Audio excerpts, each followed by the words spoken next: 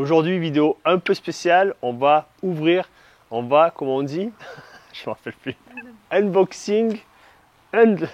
Unboxing.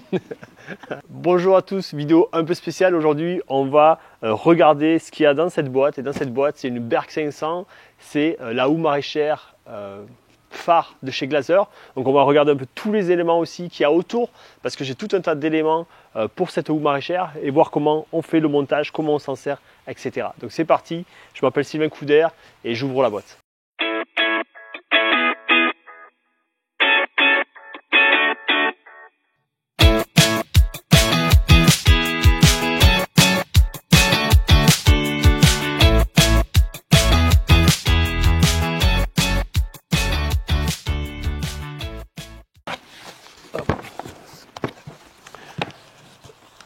Alors les outils Glazeur, c'est des outils qui sont fabriqués en Suisse depuis de nombreuses années, je ne saurais pas dire depuis quand, mais ça fait vraiment un bail qu'ils utilisent ces outils-là en Suisse et qu'ils développent ces outils. C'est des outils qui ont été aussi développés avec Elliot Coleman à l'époque, qui avait travaillé aussi pour le développement de ces outils. Donc déjà vous avez un petit fascicule avec les différents éléments, les différentes façons d'utiliser la houe, comment on peut régler la hauteur, régler l'espacement des outils, etc. Donc voilà, toute une information au niveau de la houe, des éléments aussi. Si vous avez un élément qui casse, vous pourrez avoir aussi toute la liste des éléments différents pour les remplacer, tout simplement. Alors, ça va être les bras.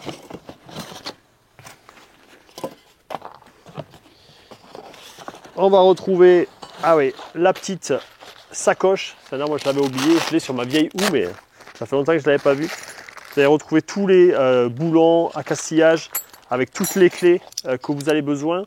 Donc ça c'est pas mal parce que vous pouvez le garder vraiment à disposition et vous avez toujours les bonnes clés pour régler votre houe si besoin.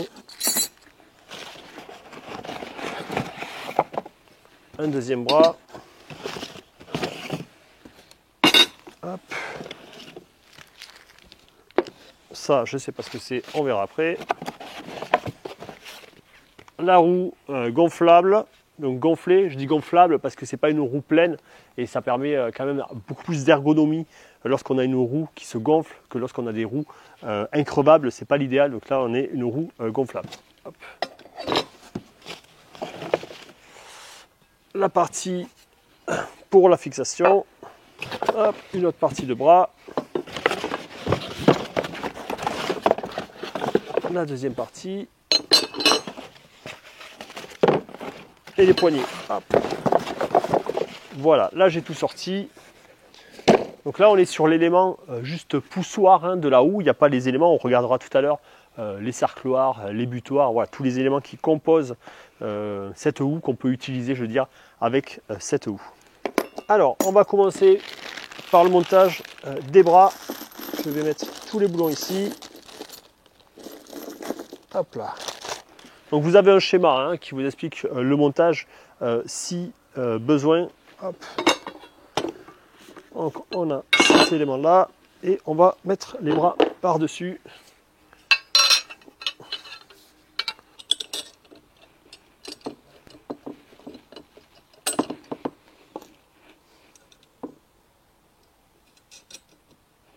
Ensuite on va mettre les rallonges de bras. Donc elles se mettent aussi à l'extérieur avec les mêmes écrous. Donc c'est les fins et les plus longs.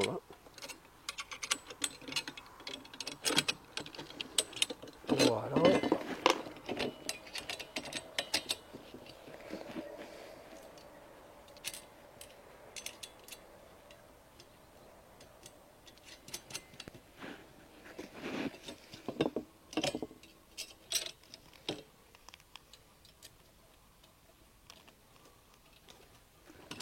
Donc j'ai monté les deux bras, hop, je resserrerai après. Maintenant je vais mettre la platine, donc ça c'est vraiment l'élément central pour venir fixer les outils et aussi les bras. Vous allez avoir donc un trou pour fixer le premier partie du bras en bas et un autre trou au-dessus, donc un trou oblong qui va vous permettre aussi de faire les réglages par la suite en fonction de votre taille. Ça c'est très important parce qu'une houe maraîchère doit être vraiment réglée à votre taille, sinon vous allez trop forcer. Soit la roue elle va se décoller, soit vous êtes en avance, enfin, ça ne va pas du tout être ergonomique. Et ça c'est un des premiers éléments très intéressants chez Glazeur qui n'ont pas toutes les houes, n'ont pas tout ça chez d'autres fournisseurs. Et ça c'est vraiment un des éléments fondamentaux pour pouvoir bien la régler, quoi. Sur la partie du boulon, donc oblong, hein, pensez bien à mettre la rondelle aussi pour ces deux écrous de part et d'autre. Sans vraiment régler, hein, je verrai à la fin lorsque j'aurai la roue pour faire mon réglage. Voilà, juste pour que ça tienne. Hein. Donc là, ça y est, on a donc la plaque. Hein. Comme vous pouvez le voir, en fait, ça peut bouger. Voilà, le bras. Ça va vous permettre de régler cet angle-là qui va être très important en fonction de la taille. Hop, ça, c'est bon. On va passer à l'élément de la roue maintenant. Pour la partie roue, donc, on fixe les pattes. Donc la partie longue vers le bas et pareil on pense à mettre une rondelle sur la partie qui est aussi ici.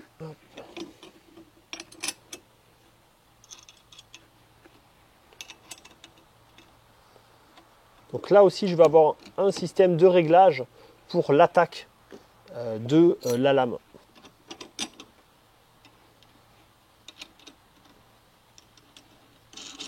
Donc pour le montage de la roue, il faudra bien rentrer les roulements avec le maillet hein, pour vraiment les mettre à fleur. À l'intérieur, il y a l'entretoise, hein, la grosse partie métallique. Vous mettez bien ça à l'intérieur. Et ensuite, vous allez avoir donc l'écrou, le boulon plutôt, hop, qu'on fait traverser. On garde à peu près la même distance des deux côtés. Donc avec la rondelle et l'écrou de chaque côté. Hein. Hop. Rondelle écrou.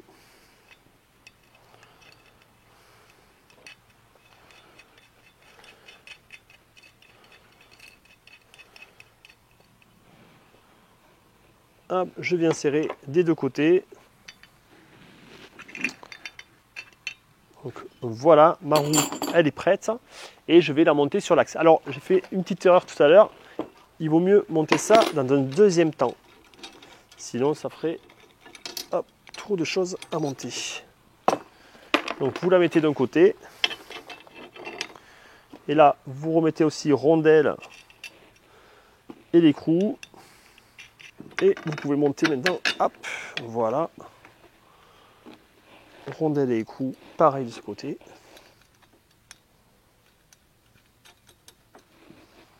Et vous pouvez remonter la partie pour le réglage. Donc là, tout est monté. J'ai juste les petites poignées à rajouter au bout. Je vais tout resserrer comme il faut avant de la tester pour faire la hauteur. Une fois que tout est monté, il vous reste encore deux éléments. Ces deux éléments, c'est au cas où vous voulez déporter le guidon. Alors moi, c'est vrai que j'aime bien travailler droit, mais vous pouvez aussi choisir de venir donc mettre ces deux pattes en plus pour pouvoir avoir un angle au niveau du guidon et donc d'être plutôt au bord de votre planche lorsque vous travaillez. Donc ça, à vous de voir, mais c'est à ça que servent ces deux pattes donc, qui restent avec les boulons restants. Je vais vous montrer maintenant les différents éléments qu'on peut monter dessus. Tout d'abord, les lames oscillantes qui sont la base vraiment de cet outil-là. Donc deux types de lames, la 250 et ici la 350, donc 35 cm et 25 cm.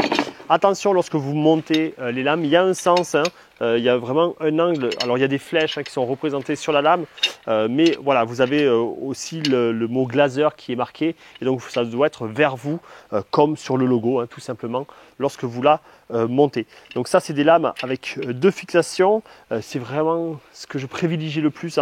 Il existe des lames avec une seule fixation, mais là faites attention, c'est très fragile, ça a tendance à se tordre, donc vraiment toujours utiliser des lames avec deux fixations pour le désherbage. Donc ça c'est la lame que je vais utiliser moi le plus, la 275 pour mes passe-pieds ou pour les cultures. Donc je vais la monter dessus pour pouvoir ensuite faire le réglage. Pour le montage, donc attention, il y a aussi une rondelle. Vous mettez bien votre rondelle. Hop. Voilà, je la centre.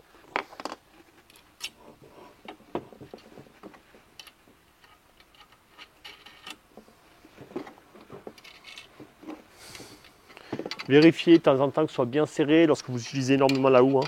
Ça évitera d'abîmer le pas de vis. Donc voilà, là j'ai la lame qui est installée. Donc je vais pouvoir faire mon réglage de hauteur. Donc lorsque vous utilisez une roue, ben, c'est jamais trop haut ni trop bas, c'est à peu près au niveau des hanches qu'il faut s'y situer. Et donc là vous allez pouvoir, en fonction des deux angles, donc il y a deux angles sur l'outil pour pouvoir venir régler. Donc là je suis un petit peu haut, mais si je travaille le sol, ça va baisser un petit peu. Donc voilà, je suis pas trop mal. Peut-être baisser là. Ouais, là j'ai la lame qui pose au sol, donc la roue est en l'air. Je vais venir un peu baisser ma roue, hop, ou monter mes bras. Voilà. Donc là je suis pas mal. Là j'ai donc les bras au niveau de mes hanches, j'ai la roue qui est posée et la lame qui est posée. Donc là je suis bien réglé. Je vais pouvoir maintenant resserrer mon guidon et ma roue pour avoir vraiment l'ergonomie la plus efficace. Au niveau des autres éléments, on va avoir la patte doigt inversée. Donc ça c'est un outil que j'aime beaucoup utiliser lorsque je n'utilise pas de paillage plastique sur la famille des courges, courgettes, pâtissons, concombres, voilà ceux qui ont des grands développements type plein champ. Ça c'est très intéressant pour venir passer au plus proche des plants. Attention, c'est hyper taillant, hein, c'est un outil qu'on doit aussi de temps en temps reaffûter. Voilà, là ça permet de passer sous les plants, là sur les jeunes plants, c'est très intéressant.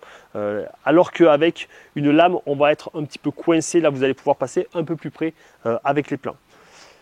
Ça, c'est l'outil, le cultivateur, qui peut être utilisé au printemps ou alors sur les personnes qui ne veulent pas utiliser de motoculteur pour préparer de la planche. Ça aussi, c'est un outil intéressant qu'on va pouvoir venir fixer au niveau de la houe, soit devant, soit derrière, de préférence devant, c'est là où elle a été prévue pour la fixation.